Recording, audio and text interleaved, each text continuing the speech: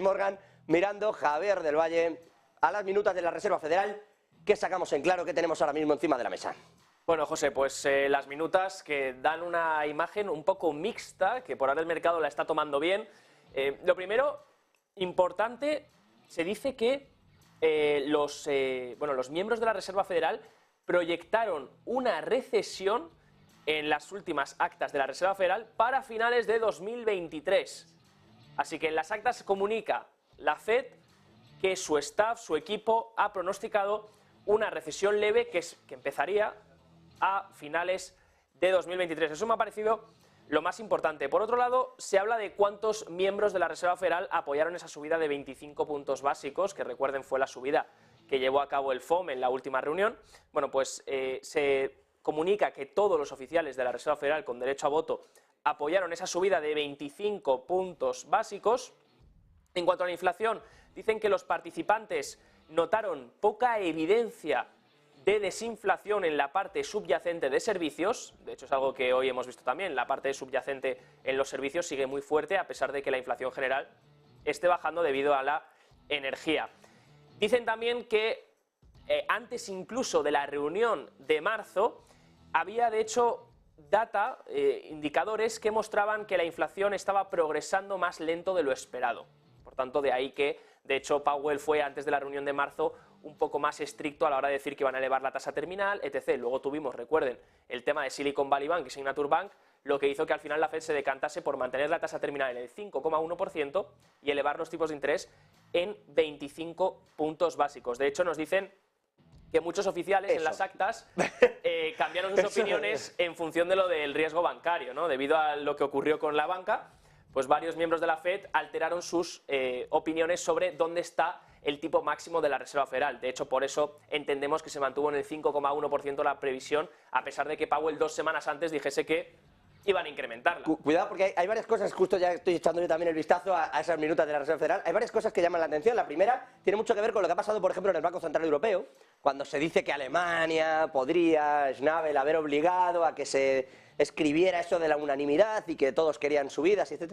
Aquí hablan de unanimidad, nos lo estás comentando, pero también dice que muchos de los miembros querían que hubiera una pausa ya directamente en marzo y que expresaban sus serias dudas. Es decir, sí, bueno, voy a votar que sí, va a haber unanimidad porque estamos decidiendo un poco que así sea, pero claramente hay muchos miembros que tienen dudas de que los tipos de interés deban seguir subiendo. Que yo no sé si lo que ha ocurrido hoy con la inflación les da la razón o no, en tanto que efectivamente baja la inflación, baja más de lo esperado, pero bajan aspectos que no tienen tanto que ver. Le está subiendo la vivienda un 6% prácticamente. Un 0,6.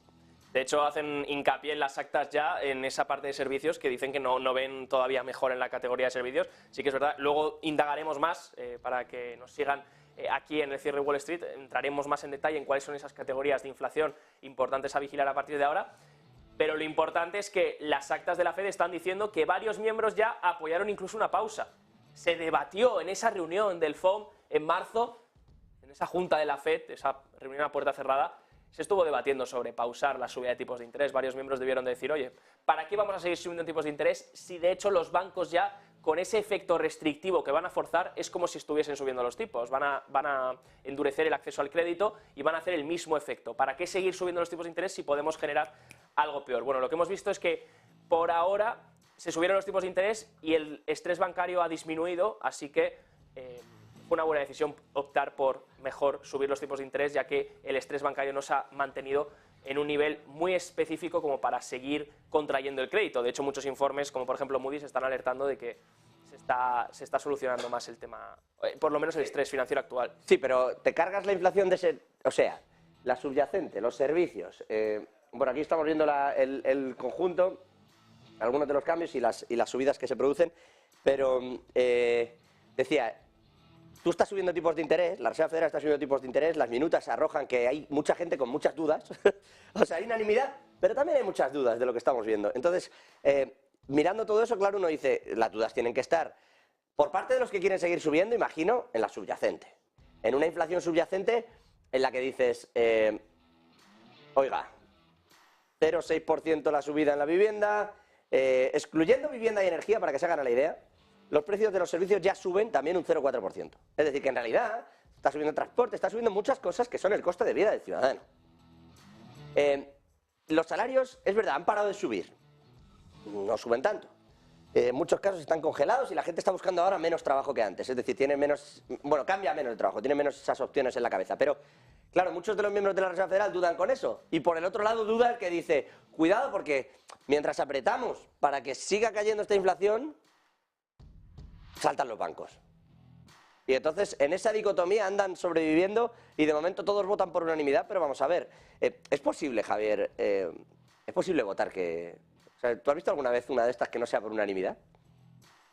No lo he visto, pero ya nos dijeron en las últimas actas que hubo algunos miembros que dijeron que no apoyaban la subida, que apoyaban una subida de tipos más alta, de 50 puntos básicos en anteriores actas, no sé si te acuerdas, y que de hecho luego decían que había habido unanimidad en el voto de 25, por tanto sabíamos que los miembros que votaron fueron los que no tenían derecho a voto. Claro, ahí voy, o sea, hay como muchas dudas y de repente Claro. unanimidad. Claro. No lo sé, empieza a ser un poco raro esto de la unanimidad y en el Banco Central Europeo pasa lo mismo.